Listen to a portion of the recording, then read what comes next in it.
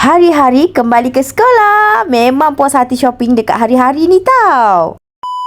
Bila Ibu Zah tanya anak-anak nak shopping kat mana, dia terus sebut hari-hari. Yang terkejutnya bukan mami papa je datang, adik Ibu Zah pun shopping kat hari-hari tau. Sebab apa kita pilih hari-hari? Sebab baju, kasut, seluar semua lengkap. Nanti sekolah pengawas Senang je. Amin tanya, lepas tu pembantu dekat sini bantu kita. Amin dapat jadi pengawas, so baju pengawas, baju sekolah semua lengkap, stokin, tudung, baju perempuan, tudung sekolah semua ada guys. Dekat sini memang puas hati shopping. Untuk beg sekolah pula, pemilihan dia sangat-sangat banyak, daripada sekolah rendah, sekolah pra sampai ke sekolah menengah pun ada tau. Harga yang sangat berpatutan dan juga kualiti beg yang sangat-sangat tahan lama. Anak-anak perempuan kita punya singlet untuk pakaian dalam pun ada, dan juga badan beruniform pun ada. Nampak? Boleh je try juga. Dekat hari-hari bukan setakat baju, seluar, kasut, tapi ada juga peralatan alat tulis. Korang tengok ni, sangat-sangat mesra dengan budak-budak tau. Siap bagi gula-gula lagi. Last Amanda dapat mainan. So sekarang kita pilih kasut sekolah. Macam-macam jenis kasut sekolah yang ada dekat sini. And Abang Amin dah dapat kasut yang dia suka. Terus senyum. Amanda punya kasut pun ada. Sangat-sangat comel ya kasut ni. Bu, Amanda suka ni. Selesa pakai. Selesa pakai? Ha.